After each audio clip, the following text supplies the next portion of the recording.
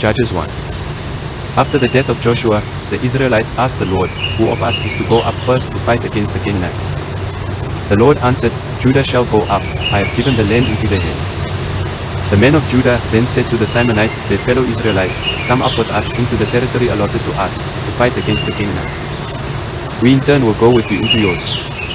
So the Simonites went with them. When Judah attacked, the Lord gave the Canaanites and Perizzites into their hands, and they struck down 10,000 men at Bezek. It was there that they found Adoni-Bezek and fought against him, putting to rout the Canaanites and Perizzites. Adoni-Bezek fled, but they chased him and caught him, and cut off his thumbs and big toes. Then Adoni-Bezek said, 70 kings with their thumbs and big toes cut off have picked up scraps under my table.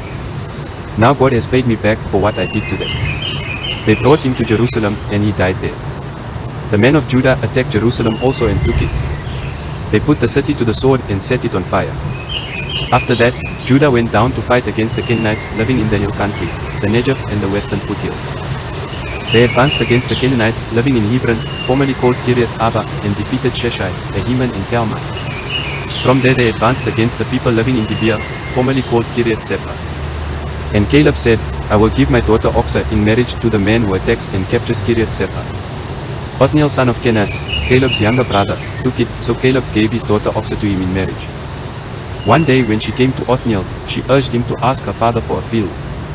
When she got off her donkey, Caleb asked her, "What can I do for you?" She replied, "Do me a special favor. Since you have given me land in the Negev, give me also springs of water."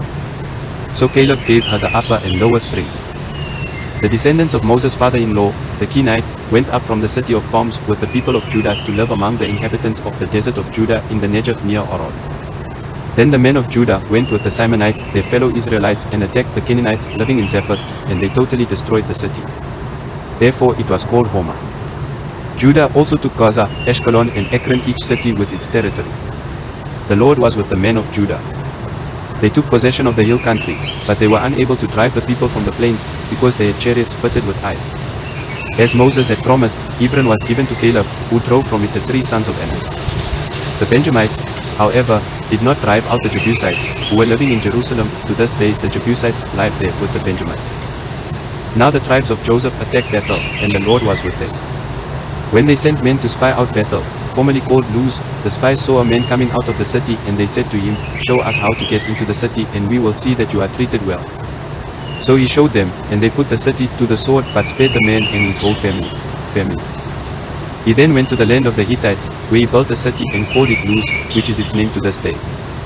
But Manasseh did not drive out the people of Beth-Shan or Tanakh or Dor or Iblim or Megiddo and their surrounding settlements, for the Canaanites were determined to live in that land. When Israel became strong, they pressed the Canaanites into forced labor, but never drove them out completely. Nor did Ephraim drive out the Canaanites living in Gezer, but the Canaanites continued to live there among them. Neither did Zebulun drive out the Canaanites living in Kitron or Nehalo, so these Canaanites lived among them, but Zebulun did subject them to forced labor. Nor did Asher drive out those living in Okko or Sidon or Olav or Exab or Helba or Aphek or Rehob. The Asherites lived among the Canaanite inhabitants of the land, because they did not drive them out. Neither did Naphtali drive out those living in Beth Shemesh or Beth Anath, but the Naphtalites too lived among the Canaanite inhabitants of the land, and those living in Beth Shemesh and Beth Anath became forced laborers for them. The Amorites confined the Danites to the hill country, not allowing them to come down into the plain. And the Amorites were determined also to hold out in Mount Heres, Ajalon and Shalbim, but when the power of the tribes of Joseph increased, they too were pressed into forced labor. The boundary of the Amorites was from Scorpion Pass to Selah and beyond.